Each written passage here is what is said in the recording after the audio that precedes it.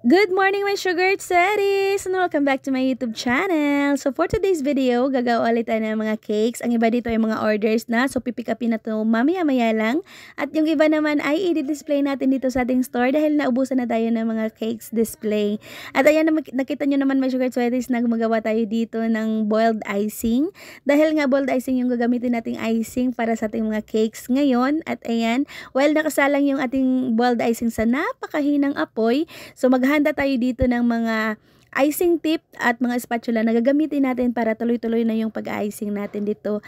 At ayan naman, nakita nyo naman mga sugar sweaties na talagang fresh na fresh pa yan from the oven yung ating chiffon cake. Dahil napakainit pa talaga yan mga sugar sweaties dahil nga maaga tayong bumangon ngayong araw.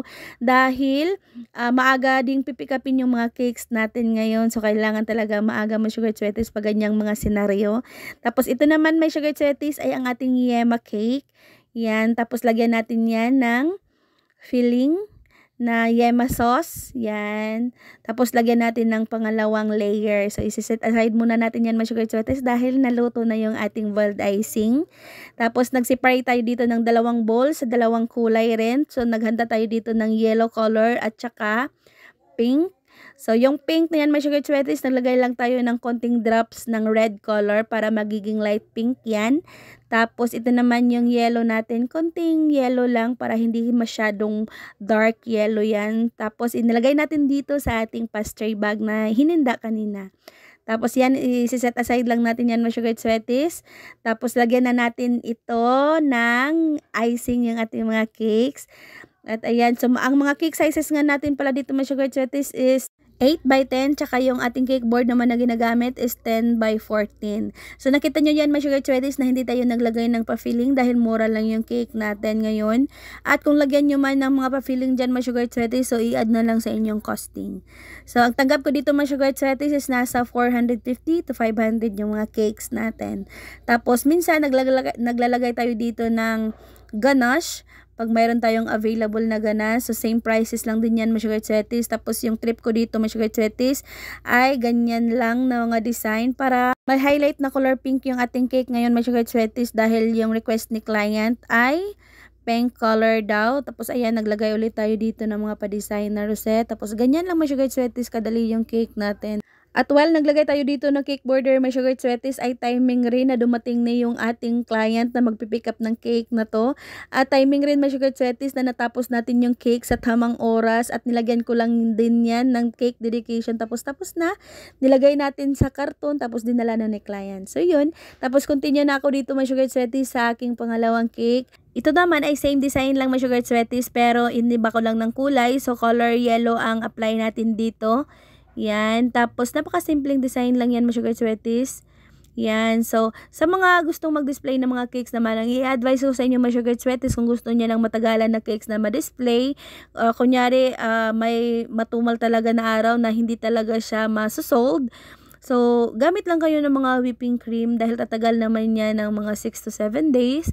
Pero katulad nito, mga sugar sweaties, na gumagamit lang tayo dito ng boiled icing. Ayan, magtatagal yan ng 3 araw. Fresh pa naman yung ating icing na yan. So, wala namang changes dahil proven ko na yan talaga, mga sugar sweaties. Dahil before talaga ako nag-display ng mga cakes dito sa store. Ayan, tatry muna ako.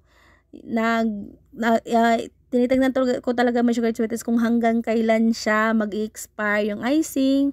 At yung iba naman, pag kunyari whipping cream yung gamit ko dito, tinatry ko talaga siya kung hanggang saan siya masisira or mag-iiba ba ang lasa. Ayan, talagang marami pa akong mga tinesting na mga paraan, mga sugar sweaties, para ma-prove po talaga na okay pa tong cake na to, kung hanggang saan kumbaga siya tatagal. So ito naman, mga sugar sweaties, gamit yung boiled icing ko. So tatagal naman siya ng mga 6 days. Okay pa naman siya, pero talagang iba pa rin yung freshness ng icing mo pag ginagawa mo siya ngayon, tapos tatagal siya ng mga 3 araw, so okay pa yun. Pero pag tatagal pa rin ng mga 6 na araw, hindi siya magsusold or hindi siya mabibenta mo, parang mag-sticky na siya yung texture ng icing, ng boiled icing, mag-sticky na siya. Pero, makakain pa rin naman, pero may changes na talaga siya sa icing. Parang sticky na siya, pero hindi siya sira. parang sticky lang. Wala namang changes sa lasa. Same pa rin, pero ang yung consistency ng icing since na-chilled na, so may kaibahan. So unlike naman sa whipping cream na gagamitin nyo pag i-chilled nyo, mas kung lalong tumatagal siya sa chiller, mas parang sumasarap siya. So yan, parang kampante ka sa iyong mga dinidisplay cake pag mga whipping cream yung mga gamit. So sa mga nag-a-attempt na mag-display ng mga cake, so advice ko sa inyo, pag kunyari matumal yung bintahan, so gamit kayo ng mga whipping cream para sure kayo na pwede pa, kunyari pwede pa to bukas, pwede pa to sa susunod na araw. So at least kampante kayo. Pero kung bold icing, parang mayroong doubtful kung baga na baka nasira na yung icing. So not sure, 'di ba? So ang bold icing lang, Sugar Sweaties, okay lang siya pag kampante kayo na masasold siya that day or masasold siya by tomorrow. So okay pa 'yan. So yun lang. Tapos dito na tayo, mga Sugar Sweaties, sa ating pangatlong cake na to. So ito yung yema cake ko. Dalawang layer siya. Yan. So ito naman ay order na. So ang gamit ko dito na Sugar Sweaties is Eden cheese lang. Yan. Sa gusto naman ng recipe na to, mga Sugar Sweaties, may na-share na ako na video about sa ating recipe and full tutorial dito sa ating yema. So watch out nyo na lang, mga Sugar Sweaties, ang ating link. Yan. Tapos ito na yung ating pangatlong cake. Yan. So, sa mga magtatanong, mga Sugar Sweaties, ang nalagyan kong icing sa ating anim na itlog at 3 cups na white sugar ay tatlong 8x10 na cake na rectangle size. So, yan. Sa magtatanong, mga Sugar Sweaties. So, kasya na siya. Yung ating recipe 6 na itlog at 3 white sugar, kasya na siya sa 3 cakes na to. Sa mga may Sugar Sweaties naman na nagtatanong kung paano ko pinagkasya yung aking 6 eggs recipe sa 3 8x10 na cake na to, ay ang technique lang dito, may Sugar Sweaties, ay wag nyong i-rest ng matagal yung iyong icing sa bowl. Or kung naka-rest man yan, may Sugar Sweaties, kailangan nyo siyang i-beat ulit para babalik sa kanyang exact consistency pa rin. Dahil minsan, may Sugar Sweaties, kunyari dito, pag naglagay tayo ng mga decoration, so nakababad na yung ating naiwang icing doon sa ating bowl. So, kunyari, pag ganyan, may naiwang icing sa ating bowl at nagde-decorate tayo dito, so kailangan i-beat nyo yun ulit para babalik yun sa kanyang exact consistency ulit para hindi siya ko-collapse.